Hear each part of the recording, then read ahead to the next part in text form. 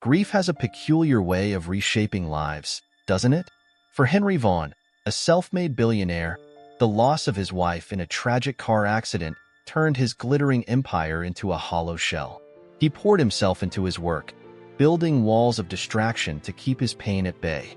But in the sprawling mansion he called home, his son, Ethan, only 3 at the time, faced the silence left behind by his mother. A silence that not even the grandest toys or extravagant gifts could fill. Ethan's nursery was filled with every gadget and gizmo imaginable. From train sets that circled a miniature city to a carousel that lit up the room, the gifts seemed endless. Yet, compassion doesn't come in a box, does it? Henry, despite his best intentions, missed the mark. He hoped material comforts could replace what Ethan truly needed.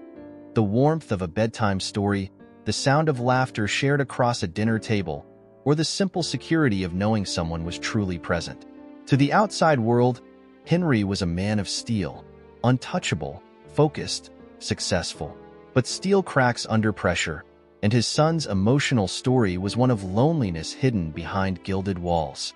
Henry tried, oh, how he tried, to be everything for Ethan. But no amount of effort seemed to compensate for the gaping void left by his late wife. What's worse, his own grief blinded him to the growing chasm between father and son. Ethan began to develop a quiet resilience, the kind born of unmet needs. He rarely cried for attention, perhaps sensing that his father had no energy left to give. Henry's occasional attempts at bonding, weekend trips to the zoo or shared ice cream sundaes, were well-meaning but often cut short by urgent phone calls. How could a man with the world at his fingertips still feel so helpless at home? Henry's mansion, with its towering walls and lavish interiors, became a fortress of isolation. It was a place where empathy was scarce and routine took precedence over connection. The staff adored Ethan, but treated him more as an obligation than a child in need of love. Even his nanny, Olivia, a compassionate soul, was kept at arm's length by Henry's strict professionalism. Little did he know, Olivia would soon become the thread that would weave their broken family together. As days turned into years, Henry's success grew, but so did the distance between him and Ethan. When Ethan turned 6, the once overlooked cracks in their relationship became undeniable. A child can sense when something is missing, even if they can't put it into words. And Ethan, despite his tender age, longed for something money couldn't buy: a family. A real one filled with love, empathy, and togetherness. Henry often found himself staring at the photo of his late wife on his desk. Her smile reminded him of the joy he once had, a joy he desperately wanted to give Ethan but didn't know how. Life was busy, yes, but he began to wonder if his priorities were misplaced. Somewhere deep inside, he knew a change was necessary. But what would it take for him to realize that the key to his son's happiness wasn't in the boardroom, but right there at home? Ethan's 6th birthday was a grand affair, one that most kids could only dream of. Balloons adorned the massive garden, clowns performed tricks, and a mountain of presents awaited him. Yet, amidst the laughter of unfamiliar guests and the clinking of champagne glasses, Ethan sat alone, watching the other children play with their parents. It was a sharp contrast to his world, a stark reminder of what he was missing. The laughter felt distant, like a melody he couldn't quite reach. Every park visit brought him the same bittersweet feeling. He would watch families share ice creams and push swings, the joy so tangible it made his chest ache. He began to ask himself questions no 6-year-old should have to ponder. Why didn't his dad hold his hand like that? Why was his nanny always the one clapping for him at the playground, not his father? The emotional story of his longing deepened with every unanswered question. One quiet evening, Ethan sat by the window of his room, his favorite toy car untouched in his hand. The glow of streetlights cast soft patterns on the wall, but his mind wandered elsewhere. He imagined a life where his dad wasn't just a figure in a suit, but someone who sat on the floor to build Lego castles with him. The thought filled him with warmth and sadness in equal measure, a yearning for something he had never truly experienced. Kids are remarkably observant, aren't they? Ethan noticed how the children in the park lit up when their parents cheered them on. He noticed how siblings squabbled, then laughed, over simple games. These tiny moments painted a picture of what a family could be, a picture he felt excluded from. The stark absence of that connection in his own life left a void that even his vivid imagination couldn't fill. The idea of running away wasn't a dramatic, rebellious thought. It was a simple hope. Ethan wasn't seeking adventure. He was seeking love, or at least an understanding of it. He dreamed of finding a place where he didn't feel so invisible. A place where someone might notice if he didn't come home for dinner. The innocence behind his decision was as heartbreaking as it was pure. Late one night, he packed a small bag with a peanut butter sandwich, his favorite book, and a flashlight. He wasn't sure where he would go. He just knew he had to leave. The house felt too big, too empty, and too silent for his little heart to bear. As he slipped past the grand staircase and out into the night, the cool air felt like freedom. But freedom, as Ethan would soon learn, is a complicated thing for a child to navigate alone. Under the dim streetlights, Ethan wandered through unfamiliar streets, his small figure dwarfed by the towering shadows around him. The rain began to fall, drenching his clothes and adding to the chill of the night. Despite the discomfort, he pressed on, his determination driven by the faint hope that somewhere out there, someone would see him for who he was, a little boy searching for love. And in the heart of that storm, destiny waited for him in the form of a kind-hearted nanny who would change everything. The rain was relentless, cascading down like a curtain of silver as Olivia steered her modest car through the dimly lit streets. It was her weekend off, but rest didn't come easy to her. Compassion had always been her compass, and tonight, it led her to load her car with warm meals for the homeless. Driving through the shadows of the city, she searched for anyone who might need help. Little did she know, this stormy night would lead her to a lost boy and an emotional story that would change her life forever. As she turned a corner, her headlights illuminated a small figure huddled by a crumbling wall. The sight made her heart race. A child, soaked to the bone, clutching a small bag and trembling in the cold. Olivia pulled over immediately, grabbing an umbrella as she ran to him. "Hey there, sweetheart," she said gently, crouching to meet his tear-streaked face. His wide, fearful eyes met hers, and in that moment, empathy overwhelmed her.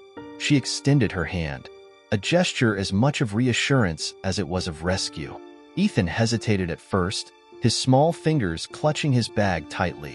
"I don't want to go back," he whispered, his voice barely audible over the rain. Olivia's heart ached at his words. She wrapped her coat around him, shielding him from the elements as she gently coaxed him toward the car. "We'll talk about it, okay? You're safe with me," she promised. It wasn't just a promise to him. It was a promise to herself to protect this child no matter what.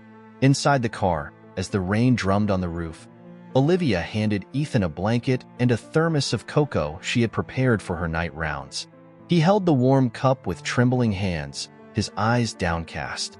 Olivia didn't push him to speak, but instead shared soft, comforting words about how brave he was. Slowly, his story began to unfold. He spoke of a house filled with toys but empty of laughter, of a father who was always too busy, and of his longing for something more, something real. The car's engine sputtered suddenly, jerking Olivia back to reality. It had been unreliable for weeks, and now, stranded in the rain, it refused to start. Olivia sighed, her frustration quickly replaced by determination.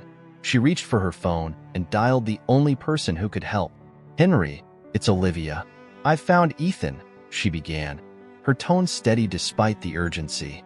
On the other end, there was a moment of silence, then a flurry of questions and relief. As they waited, Olivia focused on keeping Ethan calm, sharing stories of her childhood and the small acts of kindness that had shaped her life. Ethan listened intently, his fear gradually replaced by curiosity.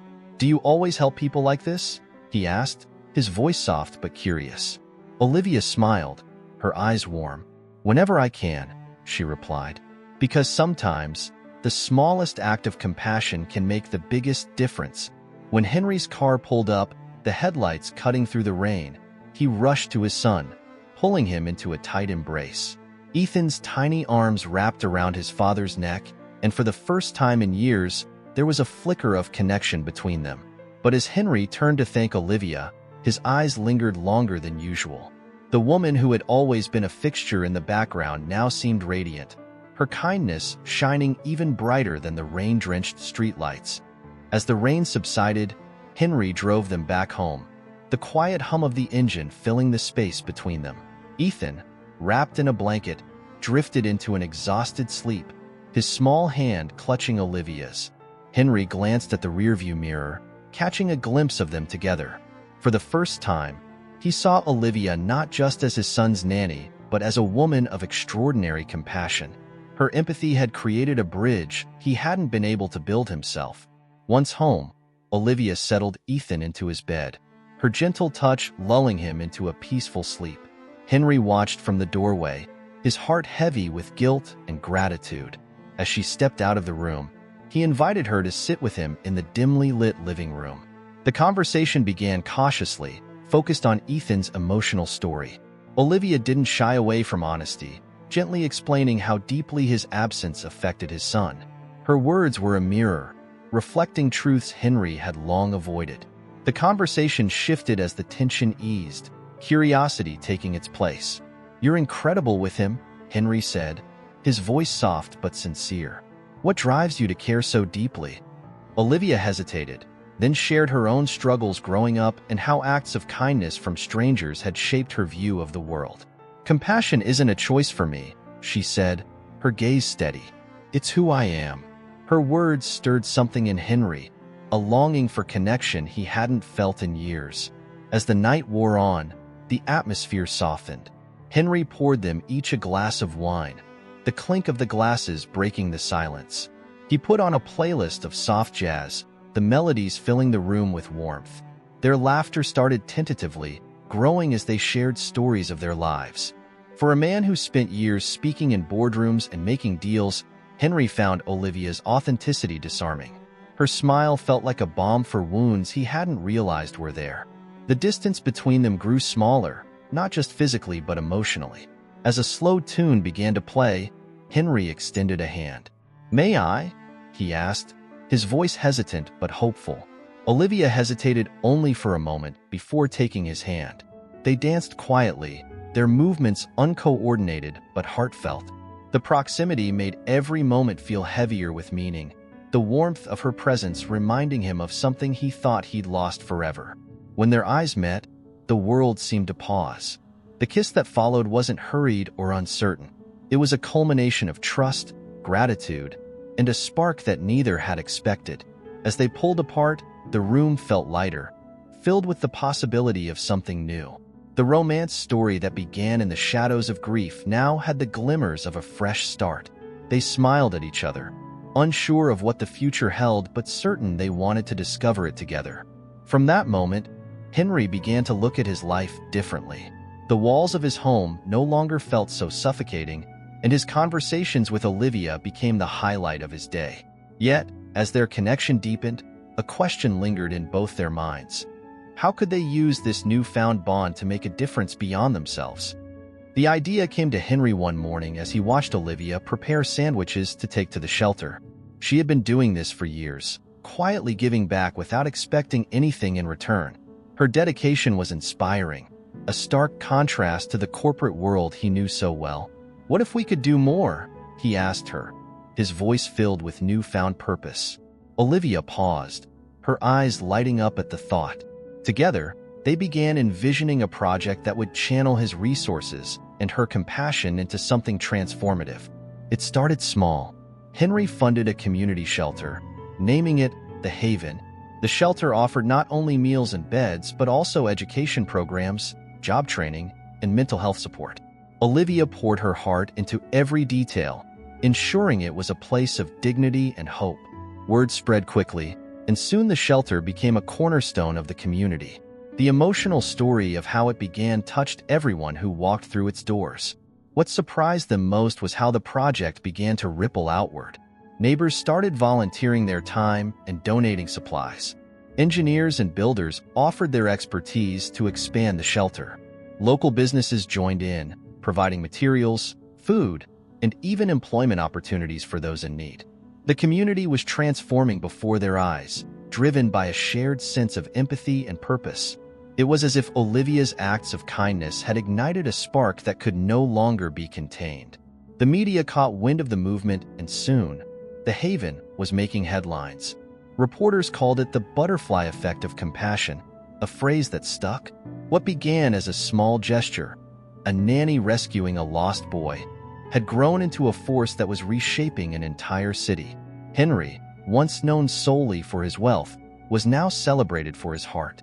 But he always credited Olivia, saying, "She didn't just save my son. She showed me what it means to truly live." Ethan, too, became a part of this transformation. No longer the lonely boy in a mansion, he blossomed into a confident, joyful child. He loved helping at the shelter, playing with other kids and sharing stories about his parents. Watching him thrive was a constant reminder to Henry and Olivia of why they had started this journey. Their romance story had turned into something far greater, a shared mission to change lives. The impact extended beyond their city. Inspired by their success, other communities began adopting similar models. Donations poured in from across the country, and their vision grew. They expanded the Haven to neighboring towns, each new location becoming a beacon of hope. It was a testament to how small acts of kindness could create waves of change, proving that compassion truly has no boundaries. As the years passed, their city became a symbol of what could be achieved when people came together for a common cause. Homelessness was nearly eradicated, and the sense of community was stronger than ever. Henry and Olivia often reflected on how it all began. One rainy night, a lost boy, and a decision to care. It was a reminder that even the smallest actions could lead to extraordinary outcomes, a legacy of love and empathy that would inspire generations to come. What part of this story moved you the most? Was it the child's brave search for love, the nanny's unwavering compassion, or the billionaire's journey from isolation to inspiration? This isn't just a tale of romance or redemption. It's a testament to the power of empathy to bridge gaps and transform lives. Imagine what could happen if we all chose to take one small step toward kindness. Could your next action be the start of a butterfly effect in someone else's life? We'd love to hear your thoughts. What's one act of compassion you've witnessed or experienced that changed everything? Share your story in the comments below. And if this journey inspired you, don't forget to subscribe to our channel and turn on notifications. There's more to come, and you won't want to miss the next tale of transformation and hope. Together, let's keep spreading compassion, one story at a time.